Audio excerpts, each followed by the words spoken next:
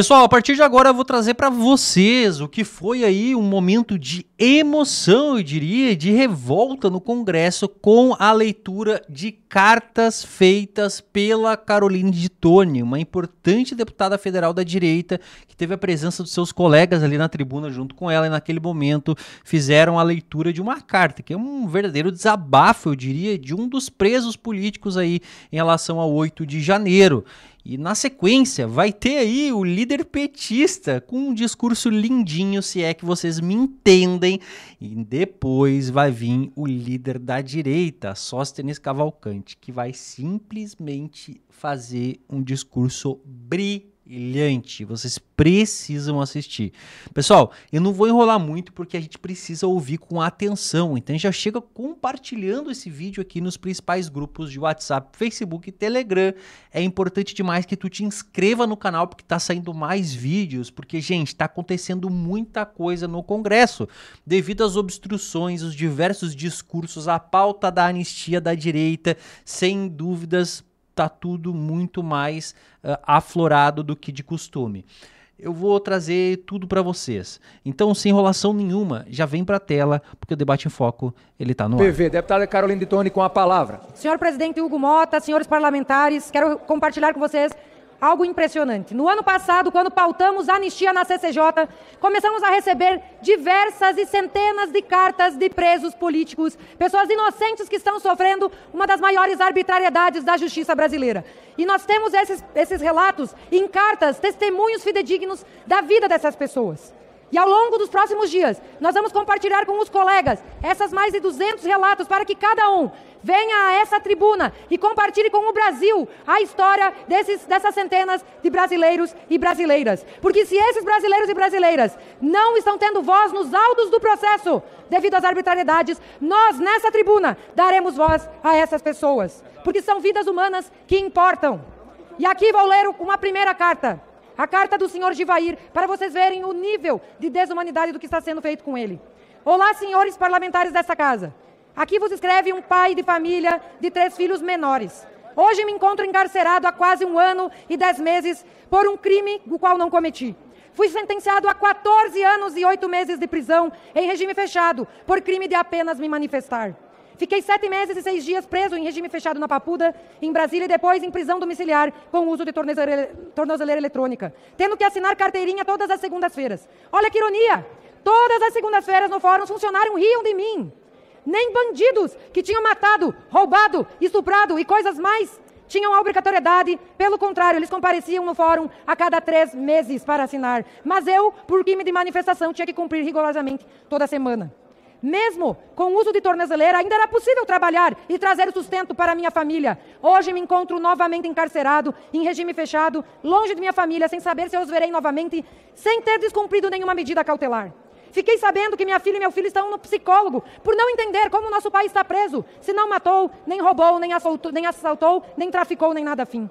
Minha filha fez 15 anos e eu não pude nem lhe dar um abraço, nem tampouco fazer a festinha e nem ter dançado com ela, algo que tanto sonhávamos. Tenho 51 anos de idade, já passei 2 aniversários e lembrando, sem ter cometido crime passível de tanto rigor da lei. Hoje estou aqui e vi um homem sair pela porta da frente, após 1 ano de prisão. Ele tirou 3 vidas inocentes. E também vi outro sentenciado a 12 anos de prisão por ter tirado uma vida a sangue frio. Ou seja, pelo que entendi, o crime de manifestação é mais rigoroso, mais grave do que tirar uma vida humana. A anistia, meus amigos, trará justiça aos presos políticos de 8 de janeiro.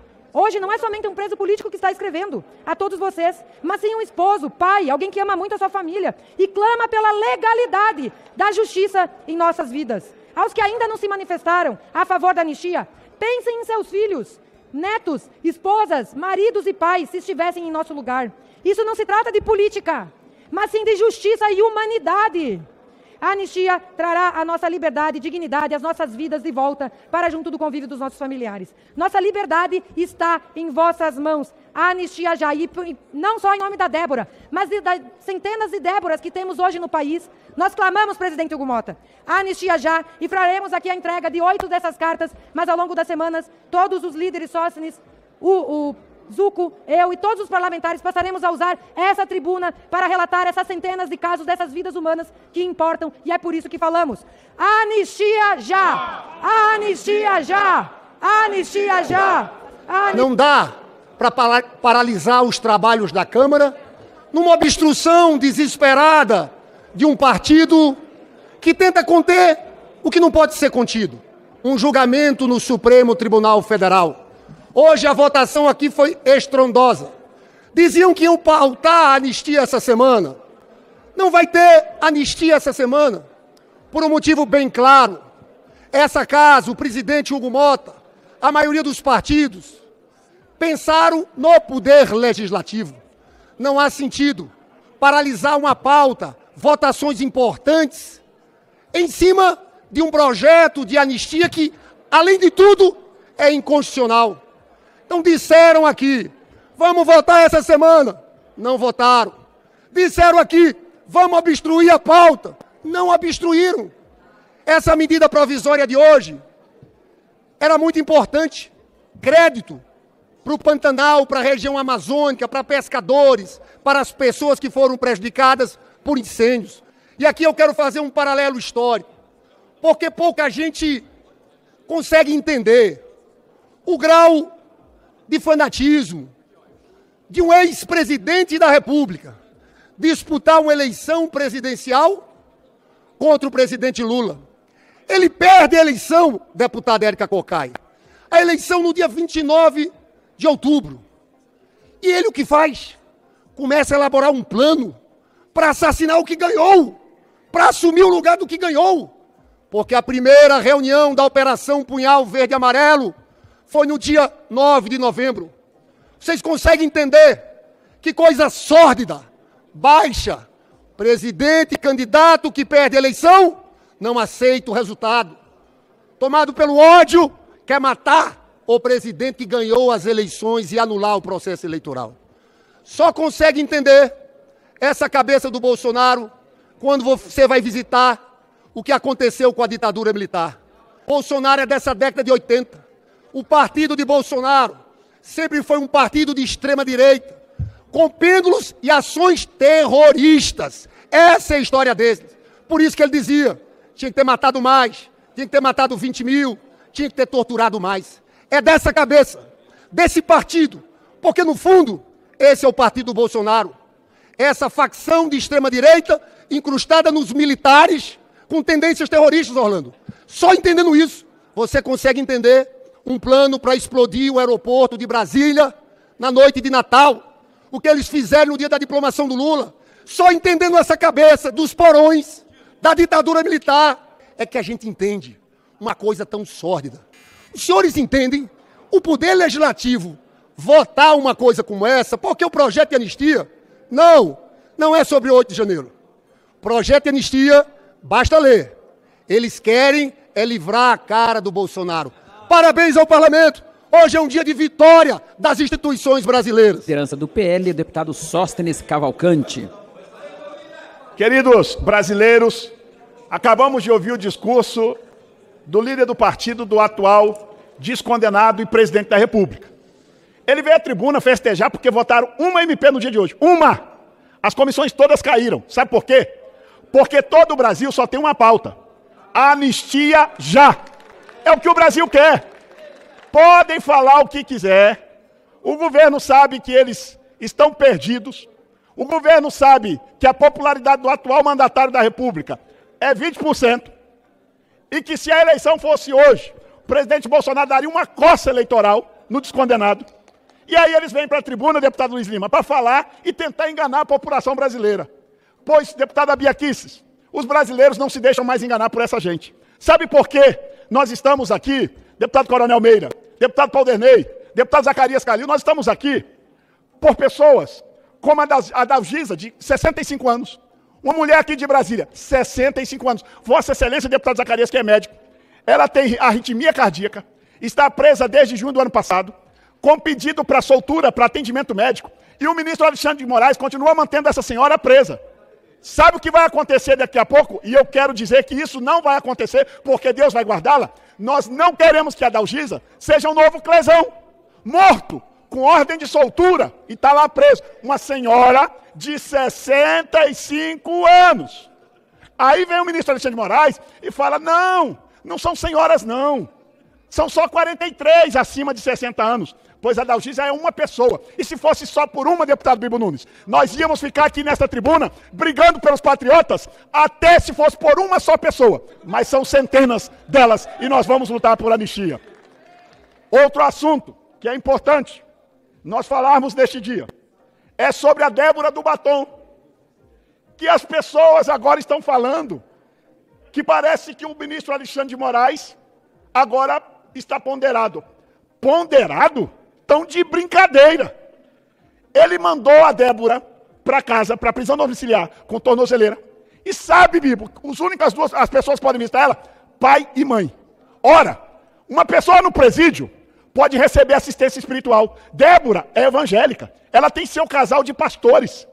Ela hoje está em casa, em prisão domiciliar, vendo ser ferido. E aí está aqui o nobre procurador de Alagoas, meu ilustre deputado, que eu tenho, Alfredo Gaspar. Gaspar, é um princípio constitucional, é um princípio do Acordo Internacional de Direitos Humanos que o Brasil é signatário, Acordo de Costa Rica, o atendimento religioso até quem está preso. Ora, o ministro Alexandre de Moraes manda a Débora para casa e não permite ela ter assistência espiritual. Uma mulher que é religiosa. É por isso, Alfredo, que nós temos que votar anistia aqui. Deputado Rocha, nós precisamos fazer justiça para essas pessoas injustiçadas. Nós não vamos ficar calados e nós vamos continuar a obstrução que começou hoje de verdade aqui. As comissões caíram, o governo só conseguiu aprovar uma medíocre MP e amanhã vai ser assim, até nós contarmos com a decisão do presidente dessa casa, Hugo Mota, que o PL é um aliado do presidente dessa casa de primeira hora. Antes do atual governo apoiar o Hugo Mota, nós apoiamos primeiro, porque nós tínhamos compromisso com o ex-presidente Arthur Lira. E agora, presidente Hugo Mota, fica aqui meu apelo a Vossa Excelência. Por Adalgisas, por Déboras, por favor, vamos fazer justiça neste plenário, que o STF não está praticando justiça, e ao contrário, promovendo injustiça com pessoas.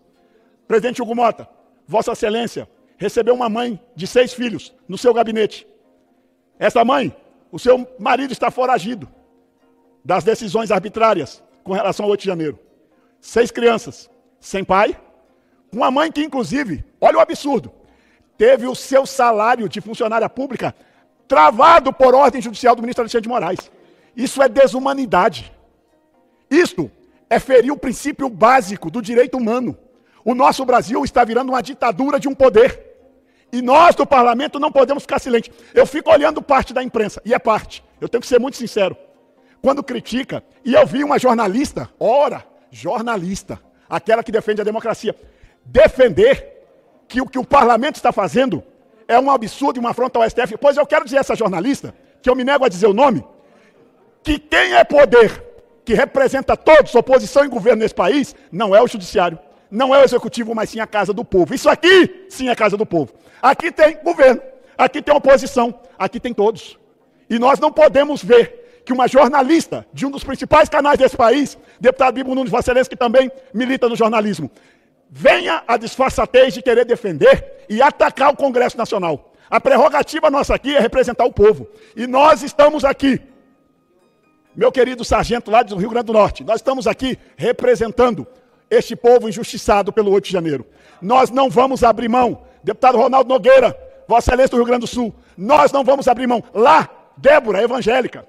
Esta senhora aqui, a Dalgisa, é pastora. Nós temos inúmeras pessoas religiosas lá, católicas, que estavam com o terço na mão. E hoje são chamadas pelo líder que me antecedeu. Sabe o que é que o líder disse? Que nós somos, eu vou ler aqui para não errar, terrorista. Terrorista o caramba! Nós somos patriotas, nós somos quem defendemos o verde e amarelo e a democracia de verdade e não o comunismo que essa gente defende.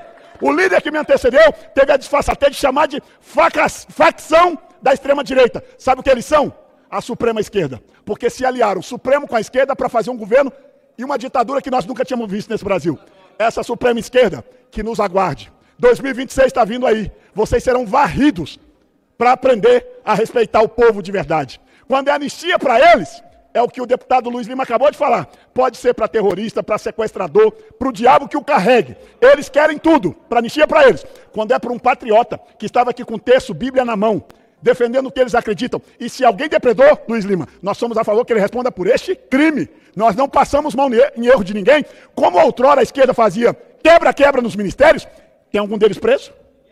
Tem algum dessas pessoas que foram outros anos aqui fazer black bloc, quebra-quebra em tudo que era lugar? Alguém foi preso? Não foi. Sabe por quê? Porque parece que a justiça, que o símbolo dela é uma balança, e Vossa Excelência, a deputada Bia, que é uma procuradora, a balança está desequilibrada. Quando é contra a direita, tudo. Quando é contra a esquerda, nada. Pode até fazer rachadinha, confessa, faz um acordo de persecução penal e não responde por isso, fica por isso mesmo. Quer ver mais? Hoje, nós acabamos de dar entrada e faço questão de comunicar ao plenário e ao Brasil. O nosso deputado Ramagem, da nossa bancada do Rio de Janeiro, do PL, delegado Ramagem, é um dos réus do processo do dia 8. A Constituição diz no artigo 53, parágrafo 3º, que depende desta casa, quando um partido político é acionado, a presidência da casa, para que a casa delibere a sustação do processo penal. E nós demos entrada hoje, junto à mesa diretora dessa casa, e a partir de hoje, o presidente Hugo Mota, como preconiza a nossa Constituição, terá 45 dias no máximo para decidir. E sabe qual será a surpresa? Outra vez, esse plenário terá uma outra oportunidade, que começou com Daniel Silveira. Eu fui um dos 130 que votei para ele ficar solto, Bia e outros, Bibo Nunes, deputado Eli Borges e outros aqui votaram, deputado Rocha, porque ou nós, deputados aqui, nos fazemos valer do broche e das nossas prerrogativas constitucionais, ou nós vamos eternamente ficar de cócoras para um outro poder. Nós não podemos continuar assim. Só para concluir, presidente, mais 30 segundos. O que eu quero dizer aos nobres pares, colegas deputados, em no máximo 45 dias, nós vamos ter uma nova oportunidade de entendermos. Eu conheço o meu colega, delegado Ramagem, um homem probo, honesto, decente, trabalhador. Este é o delegado Ramagem do meu estado, que lá tem 46 cadeiras de deputados federais, eu só preciso da minha. E ele precisa continuar eternamente aqui conosco, porque é um homem decente. E nós, como bancada do PL, vamos defender o delegado Ramagem. Já entramos hoje e daqui a pouco, no mais 45 dias, o plenário vai dizer se a gente susta ou não essa ação. Viva a anistia, viva o Brasil, e nós todos estaremos, agora domingo, na Avenida Paulista, às 14 horas, para gritar. As mulheres levarão batom para homenagear a Débora. Nós, homens, levaremos o nosso braço direito empunhado, dizendo: anistia já! Anistia já! Anistia já! Domingo, 14 horas, na Avenida Paulista. Muito obrigado. Depois, deputado... Bom, então tá aí, pessoal. O líder Sóstenes Cavalcante foi muito bem nas palavras. Simplesmente, olha, ele deu no meio ali do Lindenberg Farias, né? Que falou antes dele ali... E que parece que vive no mundo da lua. A gente sabe que são pessoas comuns que estão presas lá. E a gente sabe também que o MST, aquela galera da esquerda, Black Blocs, sempre destruíram tudo, quebraram tudo com verdadeiros vândalos mesmo. E eles passaram a mão por muito tempo e nunca foi golpe, né? E agora querem taxar isso aí de golpe, é um negócio surreal. Bom, a Caroline de Tone leu uma carta ali bem emocionante também e que mostra, né, esse lado assim obscuro do que essas pessoas estão passando nesse momento. Um momento muito, mas muito sério. Imagina a gente ficar 1, 2 anos preso e ainda condenar por mais tanto tempo assim pessoas que muitas só estiveram lá e depois foram presas por apenas estarem lá, não fizeram qualquer tipo de ato de vandalismo. Bom, é uma situação extremamente complicada, delicada. Eu não entendo como tem ainda esquerdistas que defendem esse tipo de prisão. Eu quero saber a opinião de vocês. Comentem aqui embaixo, não se esqueçam de compartilhar esse vídeo, se inscrever no canal e fiquem ligadinhos que logo mais já tem vídeo novo aqui no canal Debate em Foco.